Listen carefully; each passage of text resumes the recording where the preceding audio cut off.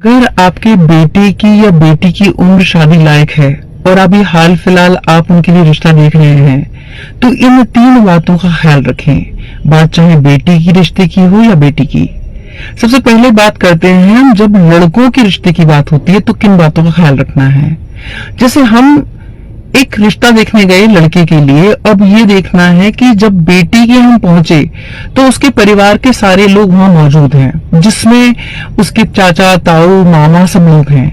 अब ये नोटिस कर रहे हैं, अगर उस परिवार के मेल आपसे जवाब कर रहे हैं, सवाल कर रहे हैं, तो आप सही जगह पे हैं और इस बात का पेशेंसली जवाब दें, क्योंकि वो अपनी बेटी को एक जिम्मेदार हाथों में लाना चाहते हैं। इसीलिए वो आश्वस्त हो रहे हैं कि आप उसके लिए राइट मैच है कि नहीं है। और दूसरा, जिस परिवार में मेल डोमिनेंस होता है तो वो साल 2 साल 5 साल में ही कभी वो अपना हस्तक्षेप रखेंगे जब कोई मौका हो। लड़की की बड़ी बहन, मौसी, ताई, मामी, बुआ, चाची या फिर उसकी माँ है कि जैसे आप कटघरे में हैं, सवाल पे सवाल आपके पास आ रहे हैं, तो ये एक रेड फ्लैग है कि वहां आप रिश्ते की सोचे भी नहीं, चाहे लड़की कितनी भी गुणवान है। क्योंकि आप ये समझ लें कि आप वहां बिजनेस के लिए जाएंगे या आप जॉब के लिए जाएंगे और पीछे से कॉल वहां सीधा पहुंचेगा और रिमोट कंट्रोल हमेशा वहां से होगा। जो भी आपकी लाइफ ऑपरेट होगी वो वहां से होगी, कंट्रोल वहां से है। इसीलिए ऐसे परिवार में शादी बिल्कुल ना करें। और अगर आपके घर में लड़की के लिए रिश्ते वाले आ रहे हैं तो ये गलती करने से बचें। ऐसी किसी भी महिला को अपने परिवार में उस समय आने का आमंत्रण ना दें जिसके होने से बात खराब होती है। इस बात को समझें कि लोग सहजता सरलता को पसंद करते हैं। अब इनवाइट करने से बचें अगर आप चाहते हैं कि आपका रिश्ता पक्का हो जाए। और वहां से डिमांड आने लगी कि दामाद जी आपने तो बिटिया को फोन नहीं दिलाया। बड़ी बहन कह रही है आप तो कंजूस हैं, आप तो उसको फोन नहीं दिला रहे हैं, या वो खुद कह रही है कि आपने इतना सस्ता फोन दिलाया है, मेरे जीजू ने तो मेरी दीदी को आईफोन दिलाया था। तो यहाँ ये समझ लें कि ये रेड फ्लैग है।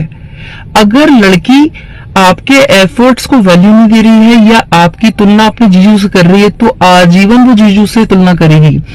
और ये वो प्रजाति है जो आपके जिंदगी में जब कुछ अप डाउन आएंगे तो ये सामंजस्य की बात नहीं करेंगे, ये 70% दावेदारी रखेंगे आपकी प्रॉपर्टी में हिस्सा लेने की। मतलब सीधे ये बात रिश्ता खत्म करने की करेंगे और 70% उन्हें चाहिए होगा। इसलिए ऐसे लोगों से हाथ जोड़।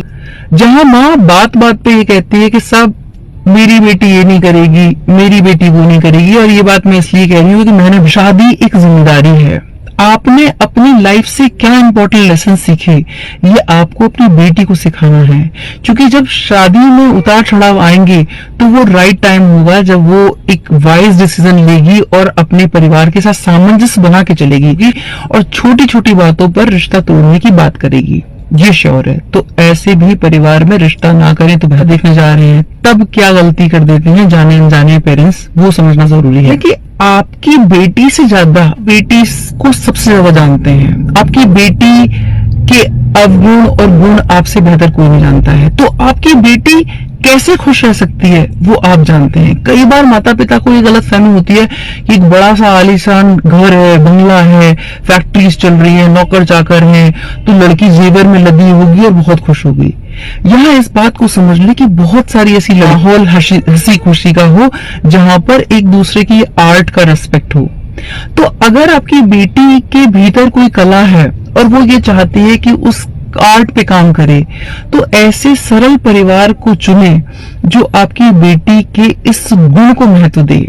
ये जो बंगले दिख रहे हैं उसमें आपकी बेटी घुट के रह जाएगी, क्योंकि वो उसको पंख चाहिए और वहां उसको ज्वेलरी तो मिल जाएगी, लेकिन वो हर चीज डिसाइड होगी उसके परिवार से कि उसे क्या करना है और क्या नहीं करना है। तो अपनी बेटी को आप सबसे ज्यादा जानते हैं, तो उसकी परिवार में जो मैरिड बेटियां हैं जो शादी होके चली गई हैं और बात बात पे ये कह रही है, माँ ये कह रही है कि साहब ये डिसीजन तो मेरी बेटी लेंगी, ये तो हमारी बेटी नहीं करेंगी। अगर वहां इतना डोमिनेंस हो रही है, चाचा की बात हो रही है, चाची की बात हो रही है, मतलब सामंजस्य की बात हो रही है, जहाँ संयुक्त परिवार की बात हो रही है, उनकी राय ली जा रही है, वो परिवार इस बात को ध्यान रखें कि परिवार में जो डिस्प्यूट होता है वो पुरुषों से बहुत कम होता है। जो डिस्प्यूट होता है उसकी मूल जड़ होता है परिवार की महिलाएं। तो जब परिवार की महिलाओं के हिसाब से चीजें चलती हैं तो वहां ये रेड फ्लैग है। तो ज्यादा देर तक बुरा रह सकता है, लेकिन बुरा इंसान ज्यादा देर तक भला बन के नहीं रह सकता। इसलिए बहुत सारे लोग होते हैं जो शुगर कोटिंग में कहते हैं कि साहब हमारा तो कुछ नहीं है, भगवान का दिया सब कुछ है, बेटे की सरकारी नौकरी, बाप की सरकारी नौकरी, बंगला है, सब है, हमें तो चाहते हैं कि लड़की 2 जोड़ी कपड़े में आ जाए। लेकिन फैक्ट ये होता है कि उसके पीछे होती है। इस बात को समझ लें और शादी के रिश्ते में जल्दबाजी ना करें। अगर किसी व्यक्ति कि वो अपने घर के कर्मचारियों के साथ कैसे पेश आता है, अगर मौका मिले तो घर के कर्मचारियों से भी बात करने से झिझके नहीं, क्योंकि आप अपनी बेटी दे रहे हैं। ये समझ लें कि जो ट्रीटमेंट आपके उनके घर के कर्मचारियों को मिल रहा है, देर सवेर वही आपकी बेटी को भी मिलेगा, क्योंकि वो बड़े घर के हैं और आप जो बेटी दे रहे हैं वो मिडिल परिवार से दे रहे हैं, तो वो वैसे ही स्लेव की तरह ट्रीट करेंगे।